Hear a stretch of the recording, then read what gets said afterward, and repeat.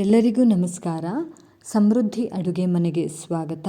ಚಪಾತಿ ಪೂರಿಗೆಲ್ಲ ತುಂಬ ರುಚಿಯಾದಂತಹ ಮತ್ತು ಅನ್ನಕ್ಕೂ ಕೂಡ ತುಂಬಾ ರುಚಿಯಾಗಿರುವಂತಹ ಆಲೂ ಬಟಾಣಿ ಕೂರ್ಮನ ಹೇಗೆ ಮಾಡೋದು ಅಂತ ನೋಡೋಣ ಬನ್ನಿ. ತುಂಬಾ ರುಚಿಯಾಗಿರುತ್ತೆ. ಹೇಗೆ ಮಾಡೋದು ಅಂತ ನಾನಿವತ್ತು ನಿಮಗೆ ತಿಳಿಸ್ಕೊಡ್ತೀನಿ. ಮೊದಲನೇದಾಗಿ ಈ ಒಂದು ಆಲೂ ಬಟಾಣಿ ಕೂರ್ಮ ಮಾಡೋದಕ್ಕೆ ಮಸಾಲೆನ ರೆಡಿ ಮಾಡ್ಕೋಬೇಕು. ಆ ಮಸಾಲೆಗೆ ನಾನೊಂದು ಅರ್ಧ ಕಪ್ ಆಗೋಷ್ಟು ಹಸಿ ಕೊಬ್ಬರಿಯನ್ನು ಹಾಕ್ಕೊಂಡಿದ್ದೀನಿ. ಜೊತೆಗೆ 1/4 ಕಪ್ ಆಗೋಷ್ಟು ಹುರಿಗಡಲೆ, 4ರಿಂದ 5 ಗೋಡಂಬಿ, ಚಕ್ಕೆ, ಲವಂಗ ಸ್ವಲ್ಪ ತೊಗೊಂಡಿದ್ದೀನಿ, 4ರಿಂದ 5 ಹಸಿಮೆಣಸಿನ್ಕಾಯಿ. ಖಾರ ನೋಡಿಕೊಂಡು ಯೂಸ್ ಮಾಡ್ಕೊಳ್ಳಿ. ಸ್ವಲ್ಪ ಸೋಂಪು ಕಾಳು ಅಂದರೆ 1 ಟೇಬಲ್ ಸ್ಪೂನ್ ಆಗೋಷ್ಟು ಸೋಂಪು ಕಾಳನ್ನು ಹಾಕ್ಕೊಂಡಿದ್ದೀನಿ. ಹಾಗೆ ಸ್ವಲ್ಪ ಕೊತ್ತಂಬರಿ ಸೊಪ್ಪನ್ನು ಹಾಕ್ಕೊಂಡು ಇದ್ರ ಜೊತೆ ಸ್ವಲ್ಪ ನೀರನ್ನು ಸೇರಿಸ್ಕೊಂಡು ನಾವು ಮಿಕ್ಸಿನಲ್ಲಿ ಹಾಕಿ ನುಣ್ಣಗೆ ಪೇಸ್ಟ್ ರೀತಿ ಮಾಡ್ಕೊಳ್ಬೇಕು. ಮಸಾಲೆ ಹೇಗಿರುತ್ತೆ ಆ ರೀತಿ ನುಣ್ಣಗೆ, ಎಷ್ಟು ನುಣ್ಣಗೆ ಮಾಡೋಕ್ಕಾಗುತ್ತೋ ಅಷ್ಟು ನುಣ್ಣಗೆ ನಾವಿದನ್ನು ಪೇಸ್ಟ್ ರೀತಿ ಮಾಡ್ಕೊಳ್ಬೇಕು. ನೋಡಿ ಎಷ್ಟು ಚೆನ್ನಾಗಿ ನುಣ್ಣಗೆ ಆಗಿದೆ ಅಂತ. ಈಗ ಇದನ್ನು ನಾವು ಒಂದು ಸೈಡಲ್ಲಿ ಇಟ್ಟು ಈ ಒಂದು ಮಸಾಲೆ ಜೊತೆ ನಾನಿಲ್ಲಿ ಹಸಿ ಬಟಾಣಿ ಮತ್ತು ಆಲೂಗಡ್ಡೆನ 2 ಆಲೂಗಡ್ಡೆನ ಸಣ್ಣದಾಗಿ ಹಚ್ಚಿಟ್ಕೊಂಡಿದ್ದೀನಿ ಮತ್ತು ಹಸಿ ಬಟಾಣಿನ ಬಳಸ್ತಾ ಇದ್ದೀನಿ. ಈಗ ಒಗ್ಗರಣೆಯನ್ನು ಹಾಕ್ಕೊಳ್ಳೋಣ. ಒಗ್ಗರಣೆಗೆ 2 ಟೇಬಲ್ ಸ್ಪೂನ್ ಆಗುವಷ್ಟು ಎಣ್ಣೆನ ಹಾಕ್ಕೊಂಡಿದ್ದೀನಿ. ಎಣ್ಣೆ ಚೆನ್ನಾಗಿ ಕಾದ ನಂತರ ಇದಕ್ಕೆ ಪಲಾವ್ ಎಲೆ ಒಂದನ್ನು ತೊಗೊಂಡಿದ್ದೀನಿ. ಒಂದು ಪಲಾವ್ ಎಲೆ ಹಾಕ್ಕೊಂಡು ಅದಕ್ಕೆ 1 ಈರುಳ್ಳಿನ ಸಣ್ಣದಾಗಿ ಹಚ್ಚಿಟ್ಕೊಂಡು ಹಾಕ್ಕೊಳ್ತಾ ಇದ್ದೀನಿ. ನೋಡಿ ಈ ರೀತಿ ಈರುಳ್ಳಿನ ಹಾಕ್ಕೊಂಡು ಸ್ವಲ್ಪ ಮಟ್ಟಿಗೆ ಫ್ರೈ ಮಾಡ್ಕೊಳ್ಬೇಕು. ನೋಡಿ ಈ ರೀತಿ ಫ್ರೈ ಮಾಡ್ಕೊಳ್ತಾ ಇದ್ದಾಗ ಅದರಲ್ಲಿರುವಂಥ ಹಸಿ ವಾಸನೆ ಎಲ್ಲ ಹೋಗುತ್ತೆ. ಈ ರೀತಿ ಫ್ರೈ ಮಾಡ್ಕೊಂಡ ನಂತರ 1 ಟೇಬಲ್ ಸ್ಪೂನ್ ಆಗುವಷ್ಟು ಶುಂಠಿ ಬೆಳ್ಳುಳ್ಳಿ ಪೇಸ್ಟ್ ಹಾಕ್ಕೊಂಡಿದ್ದೀನಿ. ಹಾಗೆ ಸ್ವಲ್ಪ ಕರಿಬೇವಿನ ಸೊಪ್ಪನ್ನು ಹಾಕ್ಕೊಂಡು ಮತ್ತೆ ಇದನ್ನು ಫ್ರೈ ಮಾಡ್ಕೊಳ್ಬೇಕು.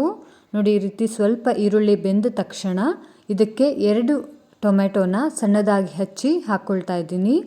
ಈ ರೀತಿ ಎಲ್ಲ ಪದಾರ್ಥಗಳನ್ನು ಹಾಕ್ಕೊಂಡು ಫ್ರೈ ಮಾಡ್ತಾ ಇರಬೇಕು. ಟೊಮ್ಯಾಟೊ ನೀಟಾಗಿ ನುಣ್ಣಗೆ ಆಗಬೇಕು, ಅಂದರೆ ತುಂಬ ಸಾಫ್ಟಾಗಿ ಆಗಬೇಕು. ಅಲ್ಲಿವರೆಗೂ ನೋಡಿ ಈ ರೀತಿ ನಾವು ಫ್ರೈ ಮಾಡ್ಕೊಳ್ಬೇಕು. ಈ ರೀತಿ ಫ್ರೈ ಮಾಡ್ಕೊಂಡ ನಂತರ ನಾವೇನು ಹಸಿ ಬಟಾಣಿ ತಗೊಂಡಿದ್ದೆ ಅಲ್ಲ, ಆ ಒಂದು ಬಟಾಣಿನ ನಾನಿಲ್ಲಿ ಹಾಕ್ಕೊಳ್ತಾ ಇದ್ದೀನಿ. ಈಗ ನಂತರ ಆಲೂಗಡ್ಡೆಯನ್ನು ಸಿಪ್ಪೆ ತೆಗೆದು ನಾನು ಕಟ್ ಮಾಡಿ ಇಟ್ಕೊಂಡಿದ್ದೀನಿ. ಸಣ್ಣದಾಗಿ ಹೆಚ್ಚಿರುವಂಥ ಆಲೂಗಡ್ಡೆಯನ್ನು ಕೂಡ ನಾನಿಲ್ಲಿ ಹಾಕ್ಕೊಳ್ತಾ ಇದ್ದೀನಿ. ಈ 2 ಹಾಕ್ಕೊಂಡು ಹಸಿ ಬಟಾಣಿ ನಾನು ತಗೊಂಡಿದ್ದೀನಿ ಇಲ್ಲಿ. ನಿಮಗೆ ಬೇಕಾದರೆ ನಿಮ್ಮ ಹತ್ರ ಹಸಿ ಬಟಾಣಿ ಇಲ್ಲ ಅನ್ನೋದಾದರೆ ಒಣ ಬಟಾಣಿ ಕಾಳನ್ನು ರಾತ್ರಿ ನೆನೆಯೋದಕ್ಕೆ ಹಾಕಿ ಬೆಳಗ್ಗೆ ನೀವು ಯೂಸ್ ಮಾಡ್ಕೊಳ್ಬೋದು. ಈ ರೀತಿ ನೋಡಿ ಈ ರೀತಿ ಫ್ರೈ ಮಾಡ್ಕೊಳ್ತಾ ಇರಬೇಕು. ನೀಟಾಗಿ ಅದರಲ್ಲಿರುವಂಥ ಹಸಿ ವಾಸನೆ ಮತ್ತು ಈರುಳ್ಳಿ ಶುಂಠಿ ಬೆಳ್ಳುಳ್ಳಿ ಪೇಸ್ಟ್ ಎಲ್ಲ ಹಾಕಿದ್ದೀವಲ್ಲ, ಅದರಲ್ಲಿರುವಂಥ ಎಲ್ಲ ಹಸಿ ವಾಸನೆ ಹೋಗೋವರೆಗೂ ಈ ರೀತಿ ಸ್ವಲ್ಪ ಫ್ರೈ ಮಾಡಿಕೊಂಡು ಇದಕ್ಕೆ ನಾನು 1 ಟೇಬಲ್ ಸ್ಪೂನ್ ಆಗುವಷ್ಟು ಧನಿಯಾ ಪುಡಿಯನ್ನು ಹಾಕ್ಕೊಳ್ತಾ ಇದ್ದೀನಿ. ಈ ರೀತಿ ಹಾಕ್ಕೊಂಡು ಮತ್ತೆ ನಾವು ಒಂದು ಸ್ವಲ್ಪ ಮಿಕ್ಸ್ ಮಾಡ್ಕೊಳ್ಬೇಕು. ನೋಡಿ ನಾವು ಎಷ್ಟು ಚೆನ್ನಾಗಿ ಫ್ರೈ ಆಗುತ್ತೆ ಅಷ್ಟು ಚೆನ್ನಾಗಿ ಟೇಸ್ಟ್ ಅನ್ನೋದು ಬರುತ್ತೆ. ಈ ರೀತಿ ಸಂಪೂರ್ಣವಾಗಿ ನಾವು ಫ್ರೈ ಮಾಡ್ಕೊಳ್ತಾ ಇರಬೇಕು. ಈಗ ನಾನು ಆಗಲೇ ನಾವು ರುಬ್ಬಿ ಇಟ್ಕೊಂಡಿದ್ವಲ್ಲ ಮಸಾಲೆ, ಆ ಮಸಾಲೆಯನ್ನು ನಾನಿಲ್ಲಿ ಆ್ಯಡ್ ಮಾಡ್ಕೊಳ್ತಿದ್ದೀನಿ. ನೋಡಿ ಈ ಮಸಾಲೆಯನ್ನು ಈಗ ಆ್ಯಡ್ ಮಾಡ್ಕೊಳ್ಬೇಕು. ಈ ಎಲ್ಲ ಪದಾರ್ಥಗಳನ್ನು ಹಾಕಿ ನೀಟಾಗಿ ಫ್ರೈ ಆದಮೇಲೆ ಕೊನೆಯಲ್ಲಿ ನಾವು ಈ ಮಸಾಲೆನ ಹಾಕ್ಕೋಬೇಕು. ಈ ಮಸಾಲೆನ ಹಾಕ್ಕೊಂಡು ಒಂದು ಸ್ವಲ್ಪ ನಾವು ಮಿಶ್ರಣ ಮಾಡಿಕೊಂಡು ಆಗಲೇ ಏನು ಮಸಾಲೆ ಇತ್ತಲ್ವ ಅದಕ್ಕೆ ನಾವು ನೀರನ್ನು ಮಿಕ್ಸ್ ಮಾಡಿಕೊಂಡು ನೀರಲ್ಲಿ ಅದನ್ನು ತೊಳ್ಕೊಂಡು ಅದೇ ನೀರನ್ನು ನಾವಿಲ್ಲಿ ಹಾಕ್ಕೊಳ್ತಾ ಇದ್ದೀನಿ. ನೀರಿನ ಒಂದು ಕನ್ಸಿಸ್ಟೆನ್ಸಿ ನೀವು ನೋಡ್ಕೋಬೇಕು. ಅಂದರೆ ನಿಮಗೆ ಗಟ್ಟಿ ಬೇಕಾ ಅಥವಾ ನೀರಾಗಬೇಕಾ ಅಂತ ನೋಡಿಕೊಂಡು ನೀವು ನೀರನ್ನು ಆ್ಯಡ್ ಮಾಡ್ಕೊಳ್ಳಿ. ನಾನಿಲ್ಲಿ ಮೀಡಿಯಮ್ ಕನ್ಸಿಸ್ಟೆನ್ಸಿನಲ್ಲಿ ನೀರು ಹಾಕ್ಕೊಂಡಿದ್ದೀನಿ. ತುಂಬ ಗಟ್ಟಿನೂ ಇಲ್ಲ, ತುಂಬ ನೀರಾಗೂ ಇಲ್ಲ. ನೋಡಿ ಇದನ್ನು ನೀವು ಹಾಕ್ಕೊಳ್ಬೋದು.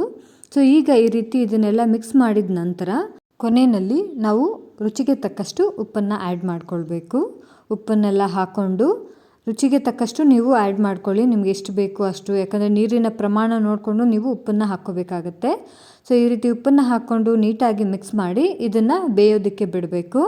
ಇದು ಕಡಿಮೆ ಅಂದರೂ 5ರಿಂದ 10 ನಿಮಿಷ ತಗೊಳ್ಳುತ್ತೆ. ನೋಡಿ ಎಷ್ಟು ಚೆನ್ನಾಗಿ ಬೆಂದಿದೆ ಅಂತ. ಸೊ ನಾವಿಲ್ಲಿ ಹಸಿ ಬಟಾಣಿ ಹಾಕಿರೋದ್ರಿಂದ 5-10 ನಿಮಿಷ ಸಾಕು, ಇದು ಚೆನ್ನಾಗಿ ಬೆಂದ್ಕೊಳ್ಳುತ್ತೆ.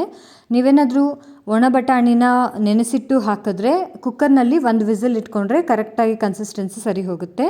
ಈಗ ನಮಗೆ ಆಲೂ ಕುರ್ಮ ರೆಡಿ ಆಗಿದೆ. ಈಗ ಇದನ್ನು ನಾವು ಪೂರಿ ಜೊತೆ ಅಥವಾ ಚಪಾತಿ ಜೊತೆ ಹಾಕ್ಕೊಂಡು ತಿಂತಾ ಇದ್ದರೆ ಅದ್ಭುತವಾದಂಥ ರುಚಿಯನ್ನು ನೀವು ಸವಿಬಹುದು. ಯಾರಿಗೆಲ್ಲ ಈ ರೆಸಿಪಿ ಇಷ್ಟ ಆಯಿತು ಸಬ್ಸ್ಕ್ರೈಬ್ ಮಾಡಿ.